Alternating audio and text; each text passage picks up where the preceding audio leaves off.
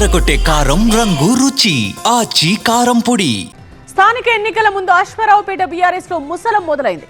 అసలే పార్టీ గెలుపు కోసం తీవ్రంగా చెమటోడాల్సిన పరిస్థితి. పైగా గ్రూప్ కయ్యాలతో కింది స్థాయి క్యాడర్ అయోమయంలో పడింది. అందుకే నియోజకవర్గంలో ఎవరిని టార్గెట్ చేశారు? అశ్వారావుపేటలో అసలు ఏం జరుగుతోంది? భద్రాద్రి కొత్తగూడెం జిల్లా అశ్వారావుపేటలో స్థానిక ఎన్నికల ముందు బీఆర్ఎస్ పార్టీలో అసమ్మతి బయటపడింది.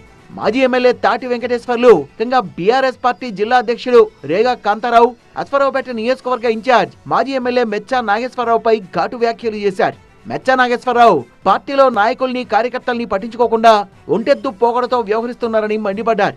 నియోజకవర్గ కేంద్రమైన అశ్వారావుపేటలో ఎలాంటి సమావేశాలు ఏర్పాటు చేయకుండా దమ్మపేటకి 10 కిలోమీటర్ల దూరంలో ఉన్న తన వ్యవసాయ క్షేత్రం దగ్గర మీటింగ్స్ పెడుతున్నారని, ప్రజలకు అందుబాటులో ఉండకుండా ఈ తోటలో రాజకీయాలంటే అర్థం కావడం లేదన్నారు తాటి వెంకటేశ్వర్లు.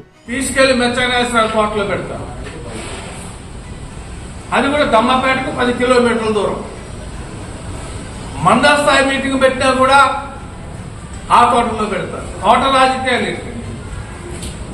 మండలి హెడ్ క్వార్టర్లో పెట్టుకోవాలా, లేదా కాన్స్టిట్యున్సీ హెడ్ క్వార్టర్లో పెట్టుకోవాలా? అదేవిధంగా జిల్లా ప్రెసిడెంట్ గా చెప్పుకునేటటువంటి పార్టీలో కనీస సమాచారం చెప్పాల్సి ఉందా లేదా అని నేను ఈ సందర్భంగా అవార్డు అడుగుతా ఉన్నాను. ఇన్ఛార్జి అని చెప్పుకునేటటువంటి మరి నాయకులు సమాచారం ఇవ్వాల్సిన అవసరం ఉందా లేదా? మాకే పదవులు లేవండి, ఇక్కడ మేమంతా మాజీలమే, మాతో పని లేదా?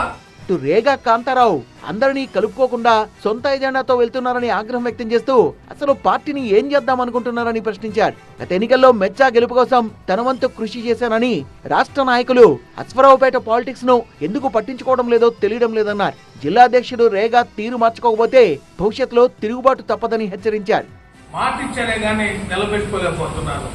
ఈ చిన్న చూపు చూడొద్దని జిల్లా నాయకత్వానికి, రాష్ట్ర నాయకత్వానికి రిక్వెస్ట్ చేస్తున్నాం.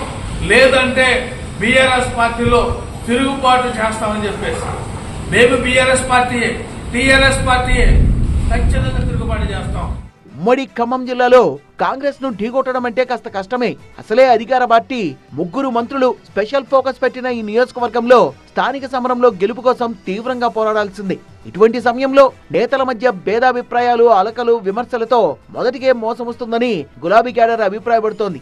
ఇప్పటికైనా 3 లీడర్లు కలిసి పనిచేసి పార్టీ గెలుపులో భాగస్వాములవ్వాలని కోరుతున్నారు.